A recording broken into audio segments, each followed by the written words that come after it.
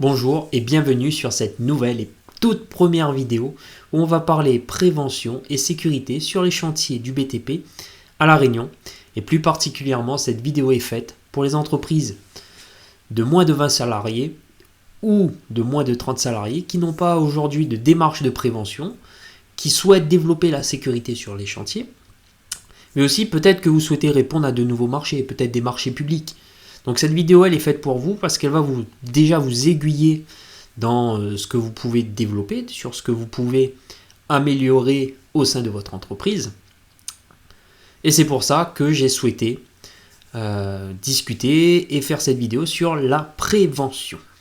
Alors bonjour, je suis Mathias Bertil. Donc j'ai fondé Evox Plus afin d'aider les entreprises dans le développement de leur avenir et pour assurer l'avenir de votre entreprise au niveau de la qualité, de la sécurité et l'environnement. C'est-à-dire que vous allez pouvoir construire votre entreprise sur de bonnes bases, vous allez pouvoir impliquer vos collaborateurs, vos ouvriers, vos sous-traitants dans cette démarche de sécurité. Et vous aussi, vous allez forcément augmenter la performance de votre entreprise au fil de l'eau, puisqu'il faut savoir que la prévention, c'est aussi un investissement. Et c'est surtout un investissement sur le long terme. Et donc, systématiquement, vous allez gagner en performance. Et donc, pourquoi pas vous ouvrir de nouvelles portes, tendre vers des marchés publics, tendre vers, si vous vous spécialisez dans le marché privé, et bien que vous puissiez offrir un aspect complet et être vraiment professionnel lorsque vous intervenez chez vos clients. Donc, si on parle de prévention aujourd'hui, pourquoi faire de la prévention sur ces chantiers? Simplement pour éviter les accidents, pour éviter que les drames surviennent, pour éviter la faillite de votre entreprise. Parce que si vous regardez d'un peu plus près, on voit souvent des entreprises, ça arrive très régulièrement chaque année, on retrouve des entreprises qui mettent la clé sous la porte suite à un accident. Donc imaginez les conséquences que cela peut avoir sur votre vie, sur votre entreprise, si vous ne vous êtes pas préparé. Déjà, on ne se prépare pas à un accident, on va dire qu'on évite l'accident. Surtout, on évite l'accident. Et en évitant l'accident, en mettant en place tout ce qui suit, tout ce qui va bien, vous allez pouvoir construire et réussir vraiment votre entreprise. Voilà. Donc un premier point, évitez ces événements dramatiques. Donc imaginez-vous que vous avez demain un accident sur vos chantiers. Est-ce que vous êtes préparé? Est-ce que vous avez tout ce qu'il faut pour vous couvrir? Est-ce que vous êtes prêt aussi à encaisser, on va dire, l'aspect humain? Puisque lorsqu'on a un accident grave sur un chantier, c'est jamais beau à voir, c'est jamais sympa à gérer. C'est toujours difficile à encaisser parce qu'on connaît la personne. C'est une personne qu'on fréquente tous les jours, régulièrement. On connaît peut-être la famille de la victime. Et ces événements aujourd'hui ne doivent pas arriver. Et c'est vraiment ce qui me tient à cœur.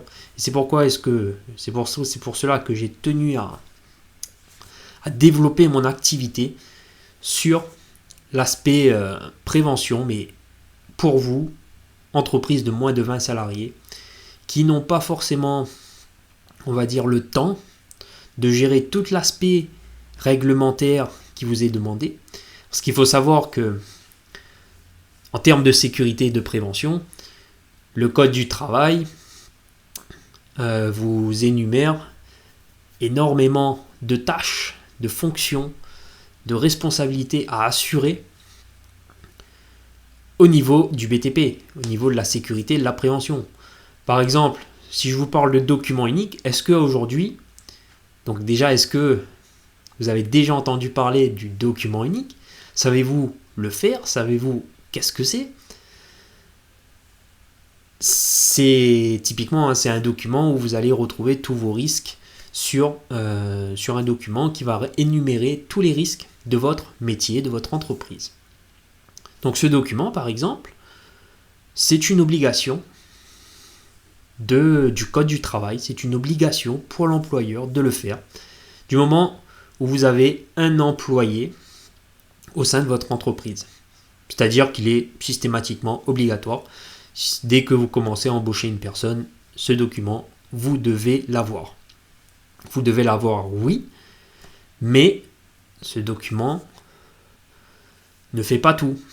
Il ne faut pas simplement créer un document pour dire que lorsqu'on a un contrôle, on a le document, je suis couvert, pas de problème, et j'ai fait ce qu'il fallait, donc je suis dans les clous. Non, ça ne se passe pas comme ça. Vous avez peut-être votre document unique, mais si le gars il n'a pas ses habilitations et qu'il est tombé sur un échafaudage, sur une nacelle, il n'avait pas son harnais ou autre, et bien l'accident sera pour vous. Donc, on va arrêter de parler d'accident, parce que c'est un peu le côté, on va dire, le côté triste du BTP. Quand on regarde les chiffres du BTP aujourd'hui, les accidents sont quand même assez conséquents, quelle que soit la taille de l'entreprise. Les accidents sont quand même conséquents et réguliers. Donc aujourd'hui, moi, ce terme accident, je ne veux plus entendre parler de ce terme. Je veux que vous, employeur de votre entreprise, vous fassiez le pas et vous commencez votre démarche de prévention au sein de votre entreprise. Voilà. Donc voilà pourquoi faire de la prévention, pourquoi se lancer dans une démarche de prévention pour éviter donc le pire. Voilà. Si on retient les grandes lignes, pour éviter le pire et aussi on ne va pas dire que c'est pour répondre à de la réglementation, puisque la réglementation, elle est faite pour que vous puissiez éviter les accidents. Donc, vraiment, la prévention, c'est pas pour répondre au code du travail, c'est pas pour répondre aux exigences de l'inspection du travail, de la médecine du travail, non. C'est pour assurer la santé de vos collaborateurs, assurer l'avenir de votre entreprise et éviter les accidents. Donc voilà pourquoi lancer une démarche de prévention. Donc comment ça se passe? Comment est-ce qu'on lance une démarche de prévention? Plusieurs étapes. Donc avant toute chose, il y a l'engagement de la direction. Si vous commencez à faire que réprimander vos ouvriers sur les chantiers, vos collaborateurs, vos sous-traitants, et que vous ne mettez pas les moyens, ça ne sert strictement à rien. Réprimander pour réprimander, ça ne fonctionne pas. Aujourd'hui, la sécurité sur les chantiers, ce n'est plus l'image d'un contrôleur qui passe, tel un flic, tel un gendarme là, qui passe et qui verbalise tout le monde, qui prend des photos, qui encense, qui systématiquement met des règles à tout le monde et empêche le monde de travailler. Ce n'est pas ça la prévention et la sécurité. La prévention aujourd'hui, ça passe par votre engagement. Vous allez mettre les moyens en place. C'est vrai qu'il y a peut-être des plans de formation, des programmes de formation à mettre en place. Tout cela, ça a un coût. Si vous faites intervenir quelqu'un, ça a un coût, mais n'oubliez pas, ce coût, c'est un investissement sur le long terme. C'est-à-dire que vous dépensez aujourd'hui, derrière, peut-être que ça va vous ouvrir de nouvelles portes. Donc, vous allez empocher de nouveaux marchés et aussi, vous allez éviter, vous allez assurer l'avenir de votre entreprise. Donc, c'est vraiment un investissement. Il ne faut pas s'attendre à aujourd'hui, vous faites votre document unique, ça veut dire que vous êtes dans la prévention, vous êtes dans la sécurité. Non. Vous faites aujourd'hui votre document unique, vous établissez un plan d'action sur 6 mois, 1 an, 2 ans. La prévention, ça part vraiment jusqu'à, on peut mettre des objectifs à 2 ans, 3 ans. C'est de l'investissement, du matériel, de la formation. Donc tout ça, déjà, une fois que vous avez établi votre politique de sécurité, à ce moment-là, eh bien, vous vous engagez. Vous vous engagez puisque cela va être écrit. Vous allez discuter avec vos collaborateurs. Vous allez leur dire, eh bien, aujourd'hui, j'ai fait le point sur la sécurité et la prévention et on n'est pas bon, mais aujourd'hui, je tends à améliorer tout ça. Je souhaite améliorer tout ça. Et ça passe par l'implication de chacun. Je vais mettre les moyens pour y arriver. On va mettre les moyens ensemble. Mais j'ai besoin de vous, les gars. J'ai besoin de votre implication. Voilà vraiment ce que c'est qu'une démarche de prévention. C'est la discussion entre vous et vos collaborateurs. Donc voilà, on a parlé de formation, votre engagement. Voilà comment est-ce que vous pouvez commencer votre démarche de prévention. Et ensuite, pas à pas, peu à peu, vous allez pouvoir déployer ce programme, cette démarche sans difficulté. Donc, pour revenir et pour finir sur cette vidéo, pourquoi lancer une démarche de prévention? Pourquoi est-ce qu'on parle souvent de prévention et de plus en plus de prévention sur les chantiers? Parce que ça devient, parce que déjà vous avez des obligations réglementaires qui vont vous éviter les accidents, n'oubliez pas.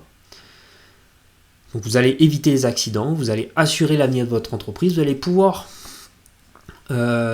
ouvrir et commencer de nouveaux marchés, de nouveaux horizons, avoir de nouveaux horizons. C'est un argument souvent que peut-être que vous allez me dire que vous avez déjà entendu cet argument, mais aujourd'hui, moi, je peux vous dire que j'ai des clients qui, avec cette démarche de prévention, peuvent répondre à de nouveaux marchés, peuvent répondre à des marchés, par exemple, du domaine public, puisqu'ils vont se cadrer, ils vont se structurer, ils vont pouvoir assurer donc cet avenir, et sans forcément augmenter en personnel dans un premier temps. Là, ce que je vous dis, c'est vraiment des entreprises de 5 à 10 personnes maximum. Donc voilà, pourquoi lancer la prévention dans votre entreprise, du BTP.